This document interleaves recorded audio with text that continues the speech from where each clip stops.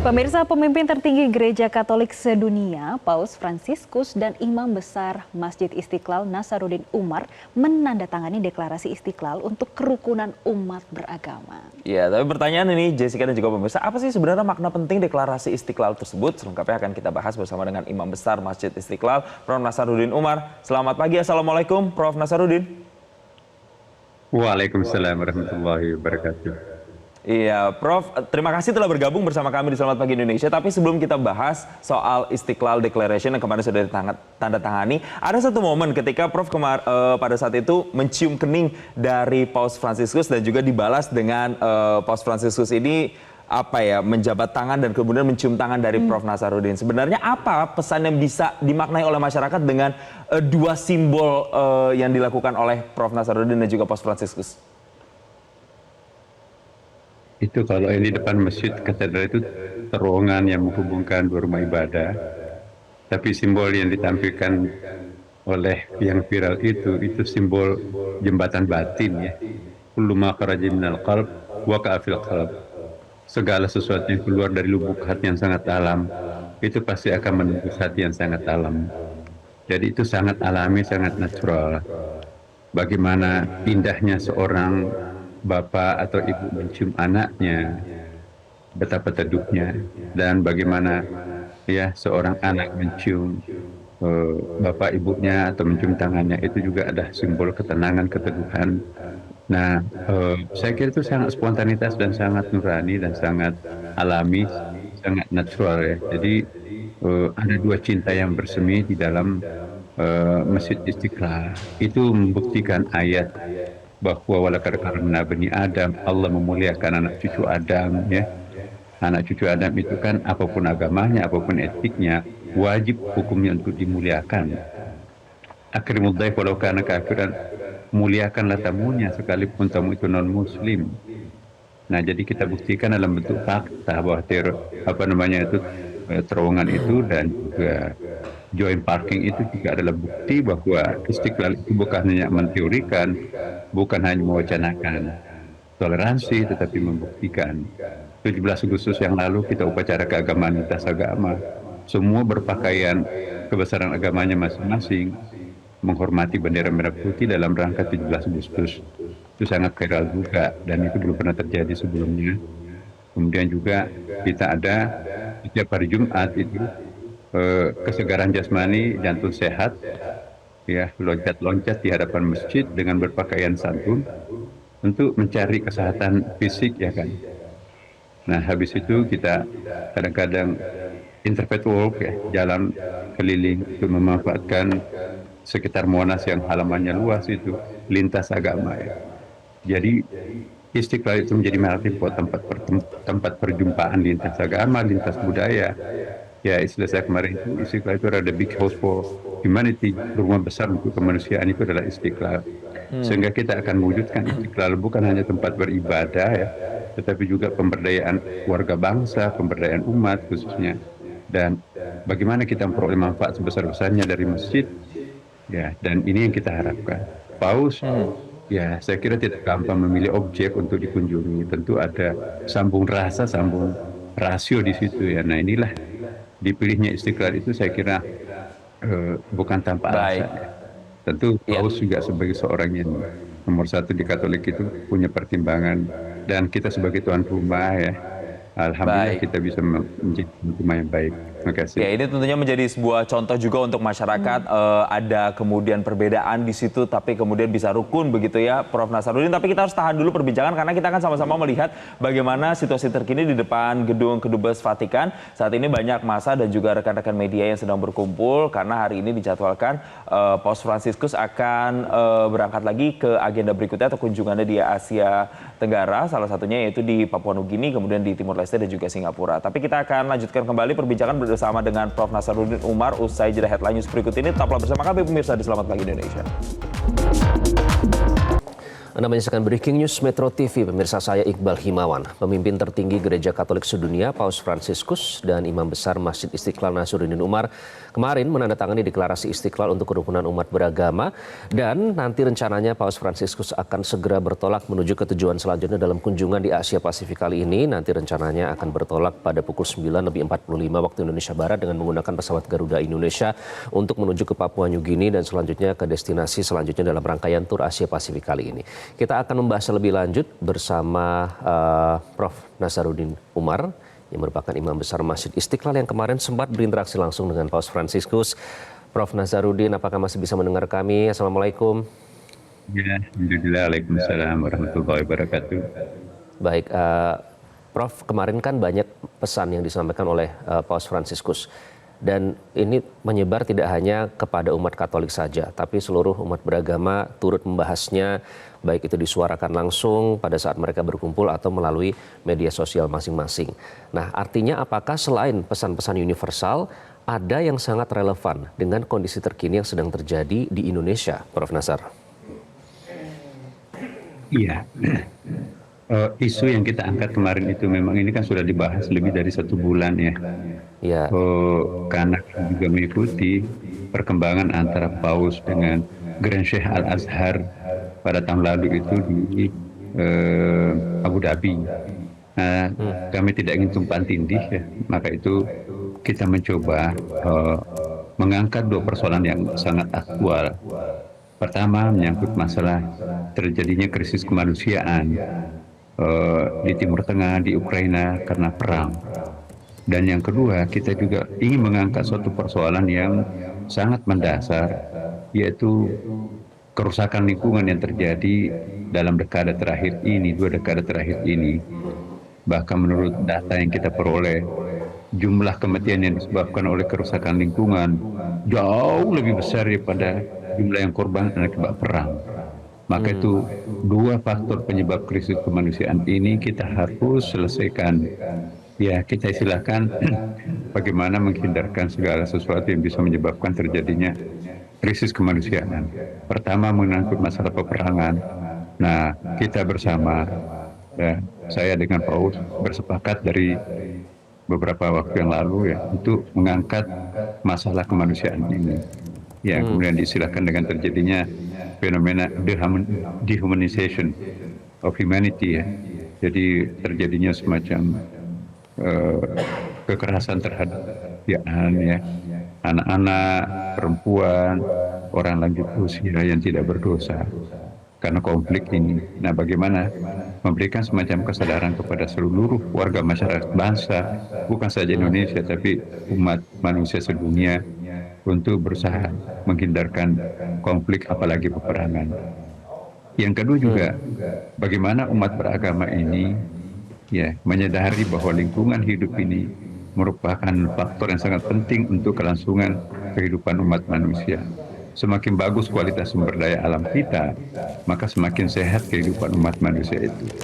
Nah, jika kedua hal ini kita menggunakan bahasa agama dalam rangka mengeliminir segala dampak negatifnya, maka kita sangat memastikan bahwa insya Allah dunia ini akan panjang usianya dan juga akan penuh dengan kedamaian.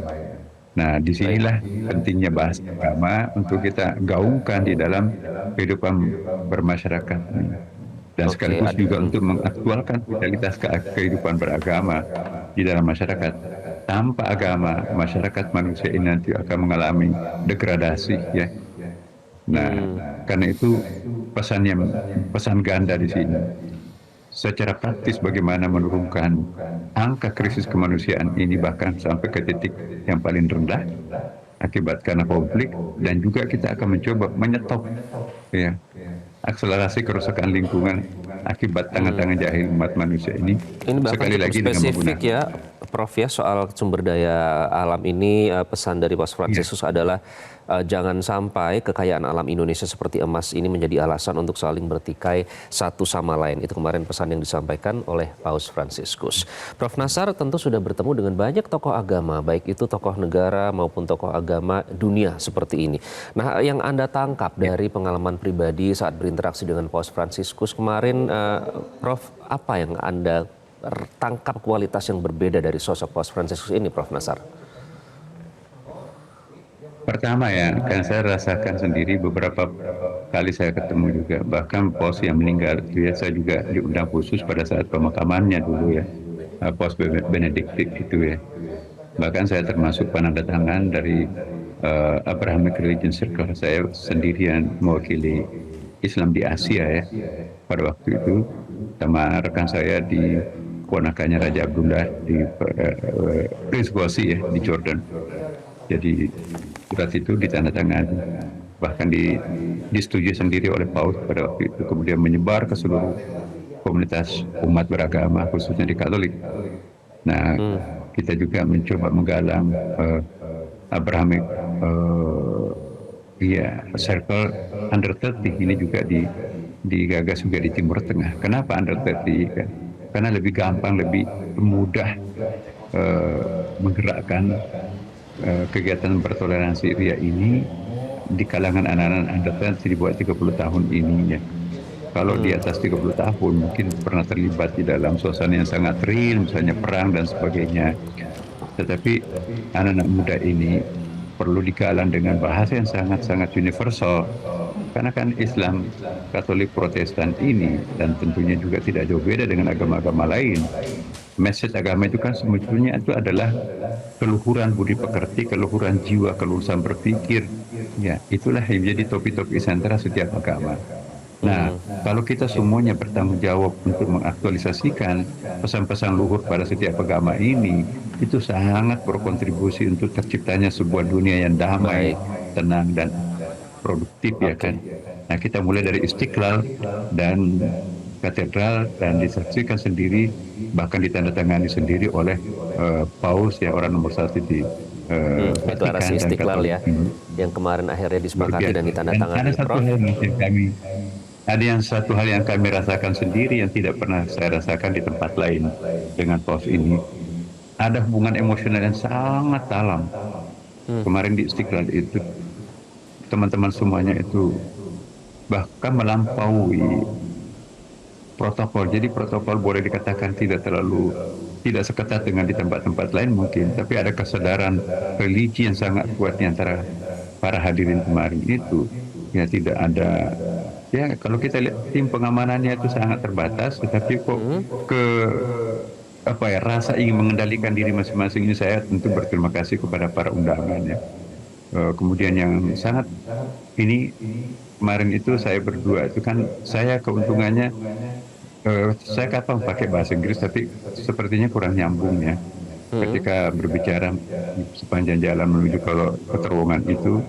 Nah, saya dapat informasi bahwa pernah 6 tahun tinggal di negeri Arab ya, di Sudan ya. Jadi pasti bisa bahasa Arab. Begitu saya bahasa Arab nyambung dia.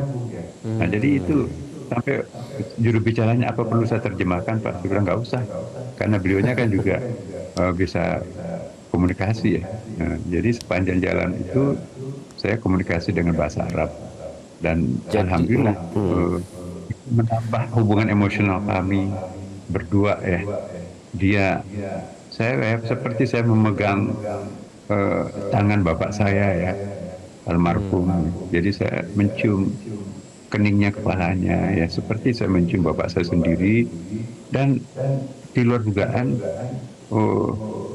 dia cium tangan saya. Tapi yang memulai itu sebetulnya kalau kita lihat di gambar itu, saya hanya mengusap bahunya. Jadi tapi itu tiba-tiba dia angkat gesture yang spontan ya Prof. Nasar ya, tidak direncanakan sama Iya. sekali. Itu Iya, karena hubungan emosional yang terjadi dan juga percakapan yang terjadi. Prof, nanti kita lanjutkan, namun kita akan lihat dulu Prof. Saya tidak habis pikir kenapa ditarik tangan saya, dicium. Waduh, saya lah yang seharusnya mencium, kan beliau kan lebih senior ya. Dicium tangan saya, melepas gitu. Akhirnya ya karena dia nggak mau lepas, dia duduk, saya berdiri kan. Jadi ya udahlah saya cium kepalanya ya. Itulah. Saya cium kepalanya, dilepas tangan saya, dicium lagi 3 kali jadinya tuh, diangkat tangan saya, dicium. Waduh, luar biasa. Saya mencium keningnya ke kepalanya ya, dengan syahdu dia juga mencium Tangan saya sampai hangat, tidak mau lepas. Sampai sepanjang di kursi roda itu juga dia pegang tangan saya, ya, nggak lepas dari terowongan Baik, itu. Seperti baik Prof seorang Nasar. bapak mengancam anaknya deh. Jadi saya waktu itu juga, waduh, seperti ini ya. Saya bayangkan, masya Allah, kalau cinta seperti ini yang dimiliki oleh seorang tokoh agama kepada siapapun, ya, maka dunia ini pasti akan aman. Nah, kita belajar banyak terhadap apa yang dimiliki seorang paus, ya. Baik Apalagi kalau Prof kita Nasar. nanti kembalikan kepada dalam Islam, Nabi Muhammad SAW itu kayak apa, ya? Ya, jadi saya kira semakin tertarik kita untuk belajar kepada tokoh-tokoh. Tidak gampang menjadi seorang tokoh, ya. Pasti punya kemampuan untuk mengorbankan dirinya sendiri, egonya sendiri, ya kan. Kalau kita tidak bisa melawan ego, itu tidak bisa menjadi tokoh, saya kira. Oke, baik. Dan itu bahasa gambar yang sangat kuat sekali, Prof Nasar. Banyak yang langsung mengupload dan juga turut jadi bagian menyuarakan dari indahnya keberagaman dan bagaimana kita bisa belajar dari sosok Paus Fransiskus itu sendiri. Prof Nasar, kita akan menuju ke ini terlebih dahulu ya, melihat situasi terkini karena Paus Fransiskus hari ini akan meninggalkan Indonesia untuk menuju ke Papua New Guinea dan selanjutnya ke Timor Leste, baru nanti ke Singapura. Dan saat ini sudah bersiap di Bandara Soekarno-Hatta pesawat Garuda Indonesia yang akan membawa Paus Fransiskus untuk menuju ke Papua New Guinea. Direncanakan sesuai dengan agenda, sesuai dengan jadwal akan take off pada pukul 9:45 waktu Indonesia Barat. Dan di layar sebelah kanan Anda ini adalah situasi di depan Kedutaan Besar Vatikan di Jakarta, tempat Paus Fransiskus menginap, karena memang Paus Fransiskus memilih tidak menginap di hotel, namun di Kedutaan Besar Vatikan karena ia ingin meminta tempat yang tidak jauh berbeda dengan kediamannya di Vatikan. Nah, di Bandara Soekarno-Hatta sendiri sudah bersiap pesawat yang akan membawa Paus Fransiskus menuju ke Papua New Guinea, di mana nanti yang digunakan adalah Garuda Indonesia jenis Airbus 330 dengan nomor penerbangan GA 7780. Ini merupakan pesawat charter dinyatakan oleh Direktur Utama Garuda Indonesia Irfan Setiaputra yang pagi ini juga sudah bersiaga di runway untuk menyambut kedatangan Paus Fransiskus yang akan melanjutkan kunjungannya ke Papua New Guinea. Nah, soal pengamanan dinyatakan oleh Wakapolres Bandara Soekarno-Hatta AKBP Ronald Sipayung bahwa nanti ada sebanyak 675 personel yang disiagakan untuk mengamankan keberangkatan Paus Fransiskus menuju ke Papua New Guinea. Dan pemirsa, kami akan kembali hadirkan situasi terkini keberangkatan Paus Fransiskus yang hari ini akan meninggalkan Indonesia menuju ke Papua New Guinea. Tetaplah bersama kami di Metro TV. Jelajahi cara baru mendapatkan informasi. Download Metro TV Extend sekarang.